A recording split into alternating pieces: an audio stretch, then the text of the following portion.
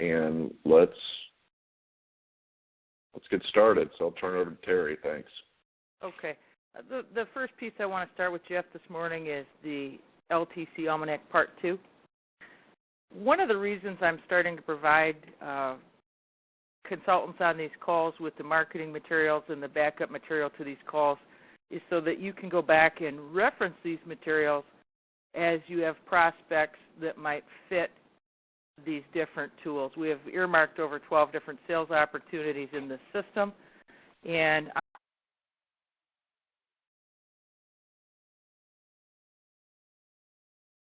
by looking as to why we should be talking to federal employees about long-term care. And you will have a copy of this LTC Almanac Part 2. Page 2, please, Jeff. And basically, it's just indicating, the studies have indicated that there are 58% of the people out there feeling financial pressure from their family. They're concerned about this. We're afraid that we're going to leave loved ones in a lurch. And what I found interesting in this study is the average age of the primary caregiver is age 53. So somebody's still in their prime working years, and 42% of the people are caring for their mother. And I found that to be interesting with my own personal experience in my family. The men always passed away first in leaving us caring for our mothers. So this is just you can read on your own and perhaps start to sprinkle a few of these statistics into your long-term care presentation. The second piece I want to go to, Jeff, is the long-term care, the blue brochure by LTC Feds. And we are going to, after getting through some of these materials, take you to www.ltcfeds.com and give you a tour of that. But this is a piece that just came out the first of the year from LTC Feds, and it's really quite interesting that they are suggesting people be considering adding a long-term care component to their financial strategies. So with the federal government John Hancock plan, most federal employees qualify as they come on. They have a application if they take out long-term care within the first 60 days. After 60 days, they do go through a full underwritten application and underwriting process. The federal employee themselves, spouses, same-sex domestic partners, adult children, parents, and parents-in-law of the employee are all eligible to apply for long-term care through the federal government. And many folks aren't aware of the extended family having that opportunity. Why would someone need the long-term care? Car accidents, sporting accidents, disability, injuries, Alzheimer's, stroke, so on and so forth, with the last one being all old age. The LTC Feds indicate that the home care, where one would receive care at home, is spending about $28,000 a year on the national average. The assisted living is running about $39,000 a year, and nursing home upwards of $75,000. If you'll stop right there, Jeff. So what we saw as I ran Madison, Wisconsin, and this is a tool that you can get with me on if you need some assistance, where you can take your particular area in the country, run the numbers for your area, and be able to have this to give the supporting documentation to your recommendation for the long-term care. So in Madison, Wisconsin, it's $23 an hour for home health care here. So that's over $35,000 of out-of-pocket costs per year. If they need to move along to assisted living, we're at $3,300 on a monthly average, so just short of $40,000 a year.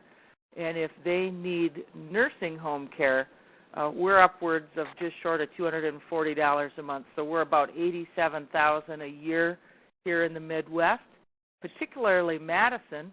If we took 2 years of home health care, the family would be spending $72,000. Just 1 year in the assisted living would be another $40,000.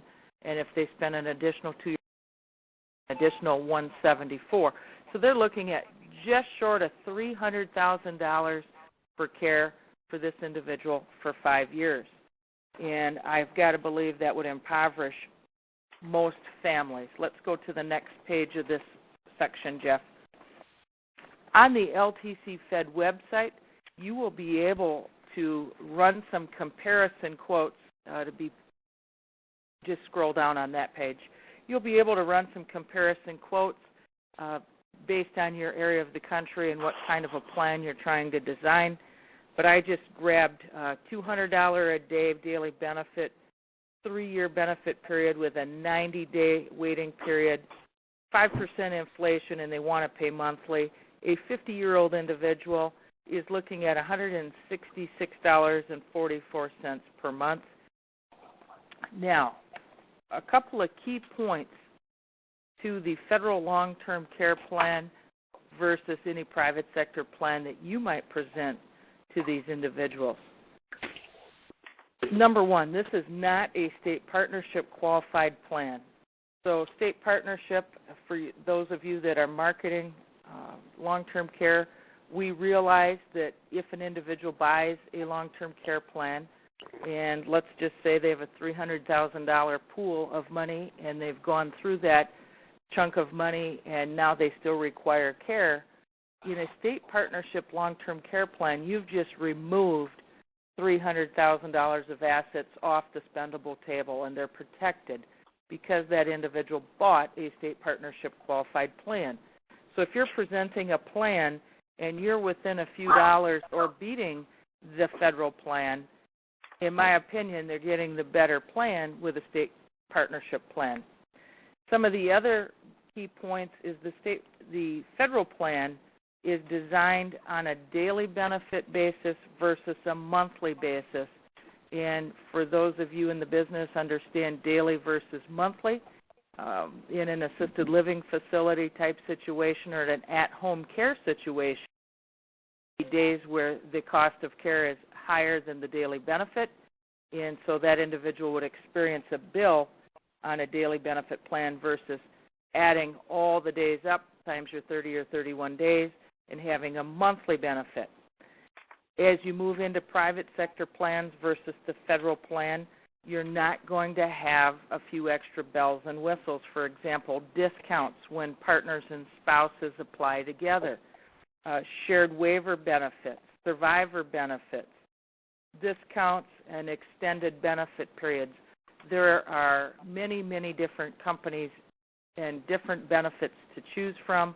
It's not our purpose today to tell you which plan is going to be the best one, but a state partnership plan, in my opinion, is going to be better than the federal plan for these individuals. And most of these individuals have not taken out long-term care. They've not thought about long-term care. But when I start to talk about paycheck protection with individuals that are in the higher incomes and you show them the shortfall in their paychecks should they have a true disability, we will see that even our GovDI or other DI that we have available for the federal employee is not going to get them back to their income level in a catastrophic disability situation, such as a car accident that has disabled them and kept them away from work, something that would trigger 2 activities of daily living. I'm not saying that we market the long-term care on top of the disability as an alternate disability. I use the word enhance your disability in a situation where you can't trigger 2 activities of daily living. Let's go to the MedAmerica section, Jeff, if we could. Okay. And for those of you that may have joined us late, if you could go to listen only or mute your phone, we will open it up to questions at the end. Little feedback coming in.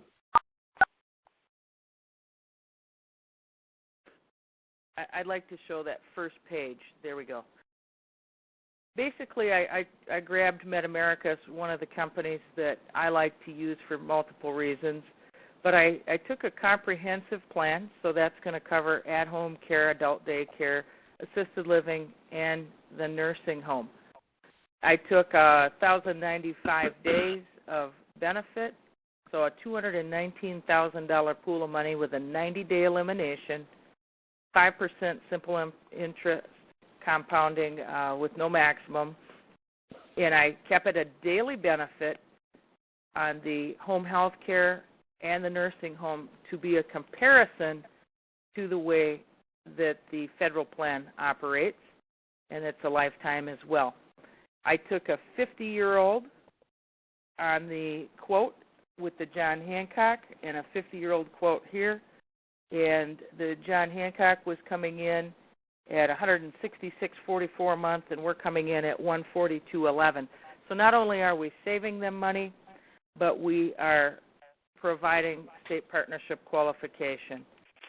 Now, MedAmerica does put out a rate sheet. You can put together your quote, and you can see the different age brackets. For example, if you were dealing with somebody in their 30s that was a high-income earner, such as a physician, pharmacist, somebody in higher-end management supervision, you might show them a disability policy, and a 30-year-old picks up this very same plan as a standard married individual for $59 a month. A 40-year-old picks it up for $91.36, and a 51-year-old picks it up for $142.11. And the cost of waiting a 60-year-old were upwards of $226. So they lock into a plan early on to supplement the what if. And gosh forbid they have a sickness or an injury where they would trigger these benefits. They do have other opportunities with outside companies to go 5 years and in some cases unlimited. Just want to bring it to your attention. This might be a good supplement to the shortfalls in the disability, as well as addressing their later years at a reasonable cost. The next piece of information I just want to briefly hit on is a recent article I came across that I thought would be good for you to put in your books so that you can keep track of this information. It's the retirement myth, FEHB, premium increases after retirement. And the truth of the matter is FEHB usually does not have a change in premium in retirement. However, they will go from a biweekly premium to a monthly premium, and they will also be paying with after-tax dollars in retirement. There are a few people, the Securities and Exchange Commission and the Postal Service, that will see an increase because of the bargaining power that their unions have had. They have reduced costs more than the typical federal employees. So they'll experience an increase above and beyond what a VA or USDA or somebody in those capacities will. I've had consultants ask me if these federal employees must take Medicare Part B when they retire at age 65, and that is optional to them. They are not required as long as they're a federal civilian retiree. However, military retirees that are on TRICARE for life are required to take Part B. So I don't try to become a health insurance specialist with the FEHB, but I do want to make myself aware as a consultant that they will not experience major increases. As a reminder, they do have to be on FEHB 5 years prior to retiring to maintain FEHB. Somebody does not have their phone muted. So yeah, Ken, if we could go to listen only, that would be very helpful. We're getting some feedback. So I just wanted to quickly get this out to you as we start the new year, and as you're getting going, you may have that question come up, and this is a reference for you to be able to show them that that's one of the main perks to them to become a federal employee. And Jeff, now I want to go to spend the remainder of our time on the website so that our consultants will know how to navigate. Okay. This is the LTC Feds website. You get there by going to www.ltfeds.com, ltcfeds.com. And I would like to go to the Planning Tools area at the top of the toolbar. Yeah. Right there. And then we'll have Cost of Care tool. So wherever you're located in the country, you can use the Cost of Care tool and determine, if you scroll down a little, we'll get there, what it's going to cost in your area. So, for example, Jeff, if you punch in California and hit a city, and we'll hit San Diego. Well, I mean, I guess you're saying... Up will pop the cost, the average cost of care in the San Diego, California area. So if you're not well-versed, you do not have to make a bunch of calls around to nursing homes and assisted livings. These are your averages in the area. I like to print these off. You just right-click with your mouse and print these off, and you'll have them as part of your sales piece to make your case as to why they should be considering long-term care. Jeff, if you'll go back up to the toolbar. I'll call that very same number back. And I don't know if we got people. That's Bud Sylvie. So, Bud.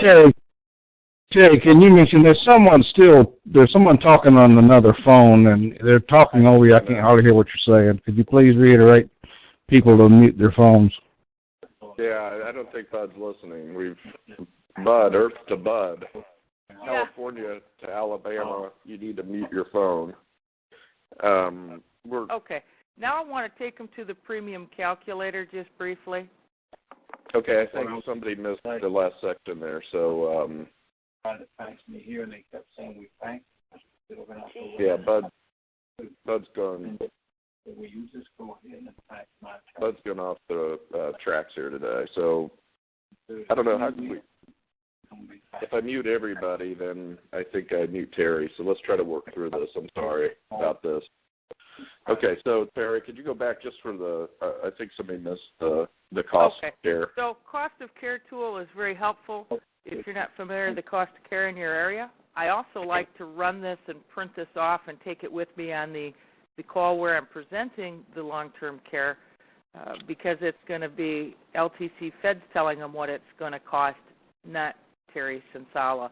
So you go to the planning tools section, and then you go to the cost of care tool, punch in your state, a city close by you, and up will pop your cost averages, which is quite nice.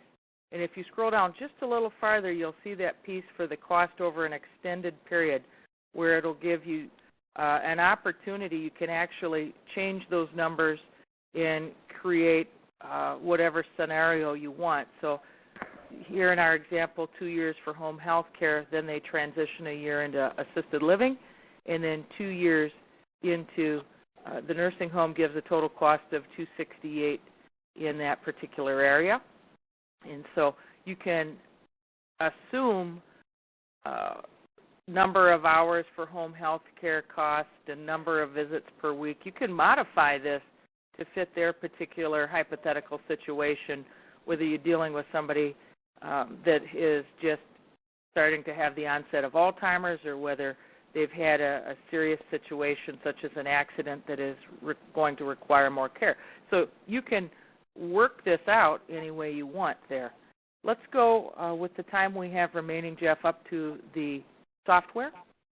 And one of the reasons we're taking you here today is because when you bring on the concept of a long-term care strategy and that they should be looking at a long-term care policy, the very first thing the federal employee is going to say is, that's probably a good idea. I haven't looked at it. I have that available through work. And if you have your calculations calculated out, you can say, that's really great. I've got that for you right here. And so you have just nipped in the bud the very first obstacle. And if you've got your quote and this quote, and you can go on down and start educating about the differences between the two plans, you're going to speed the process up and create the need much quicker. So, Jeff, just give us a date of birth, if you would, in there.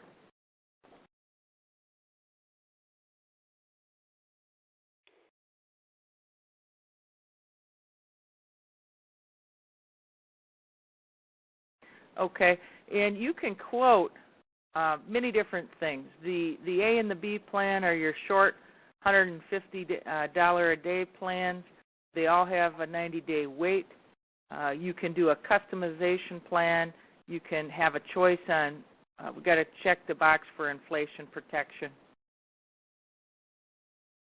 And there we calculate. So if you're at this point and you say, well, I wonder what a $200 a day plan will look like, you can go up and click on My Plan Option 2.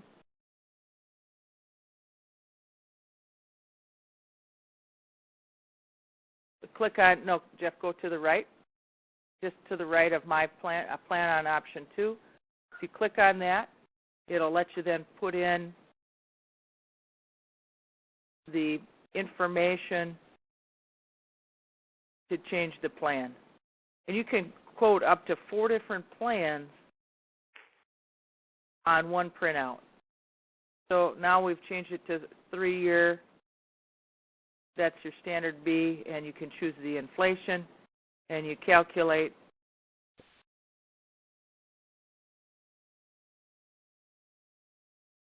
And we can see that the premium is increased. So you can mock up, if you've got a particular company and you're trying to get the quote as close to the Fed plan as possible, you can use the design section where you're actually putting in the specifics that you're looking for to as most compare apples to apples. There are 4 different options to print here, as I mentioned.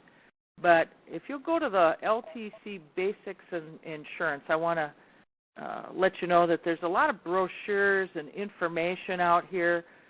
You've got the basics of long-term care, what is long-term care and who needs it, the myths of long-term care, and you've got more information here. That's one thing that the government does for us, is they provide all the tools we need to come in and explain to their federal employee why they should go with your plan. So I would spend some time on the LTC Fed's website. I quote off their website on every case that I present long-term care to. I might have the rates in their area if I feel like they might not be educated as to what those costs are. And even if you're dealing with somebody sophisticated as a doctor, psychiatrist, a pharmacist, this is not their area of expertise. So you're going to want to give them the basics of long-term care, the difference between a state partnership policy and a non-state partnership policy, and what it means to their cash. And sometimes you might have people that can't afford a full plan, and you might look at what they've got in TSP. So if you've got a single female with $300,000 in a TSP, my goal is going to be to try to get that $300,000 number protected. All of us that have been in the industry for some time know that we have clients that have went through the assisted living facility and maybe got better and came out but had a cost, ended up in the nursing home, but 2 years later they're better and they come home. They've gotten so good at keeping us alive just to send unprotected people home impoverished. So I have some personal stories of clients of mine that have actually been in the nursing home 1.5 years, 2 years. They get better, they come home. And so what better reason to have a state partnership qualified plan going over the freedom of choice to your facility. If I've got the plan and you don't, I'm sorry, I get the bed. And to have the flexibility and freedom, and the freedom of not burdening their family. And so that's why I provided you with the quick Part 2 of the LTC with some sprinkles of some terminologies that you might start to build into your presentations with the folks you're talking to. And world of the care segment, this is going to hit home with them. I've talked to several federal employees that are in the position of handling their parents' care right now. They've actually had to miss work to handle their parents' care. They're handling their estate. So we are seeing this segment of our federal employees pretty much burdened and more willing to talk about protecting their estates and their family because of what they've gone through. So, Jeff, is there anything else you wanted to add to today's call? Before we open up to questions, I do want to say that for those of you that have not looked at long-term care, there are a lot of riders out there on insurance and annuity contracts that can be used for dual purposes. If you got somebody in their 50s that is still paying a lot for FEHB, this might be an alternative to show them how they can solve a couple problems. Because it is an issue for everybody. It's just people look at it and say, I just can't afford to do everything. So there's a lot of different planning that can be done to help them. So you need to be familiar with the government's long-term care and their health benefits. The second reason for that is because there are a lot of opportunities out there to present and to get the attention of human resources and benefit officers, but everybody's coming to them for the TSP. Everybody's coming to them to say, that life insurance is expensive.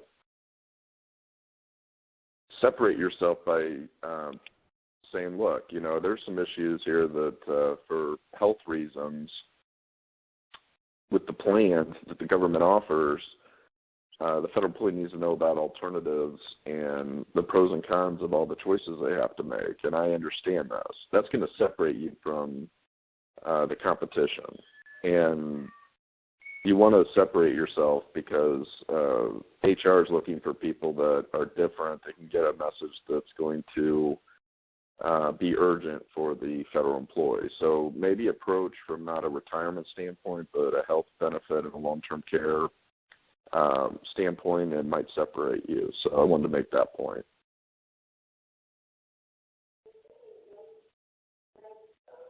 And there are many different ways to get the long-term care component taken care of.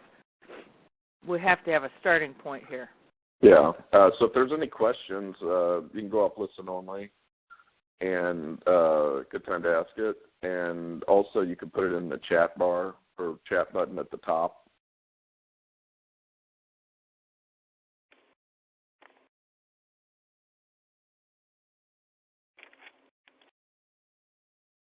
I do have one additional question for you, Terry. If somebody's not, doesn't even know how to explain long-term care insurance, what are some of the options that you have to be able to help them in case design or working with them on maybe some type of joint case-by-case basis? Sure. First and foremost, there's a level of education that somebody's not familiar with long-term care. They are going to have to complete an 8-hour certification course, and then I believe it's every 3 or 4 years we do a 4-year recertification. And so you do have to be prepared to keep your education up to market traditional long-term care insurance. So that is the first thing that we need to know. If somebody's interested in breaking into the long-term care market, I'm happy to work with them on a case-by-case joint basis where we could split some commissions or do what we need to do to get them up to speed and running. Okay, sounds good. If there's no additional questions, we will wrap up this session. The rebroadcast will come out in a couple hours, and because of some feedback, I think Terry and I may re-record this for clarity, but the podcast of this one will be out here in a couple hours. So thank you, Terry, as usual, and appreciate the attendance today. And for those of you that haven't responded to Lori and setting up a call with me just to review your plans for 2014, please do so. She did send an email earlier this week asking for some time, so please get back to her on that, and we will be in touch soon. Have a good weekend. Thanks.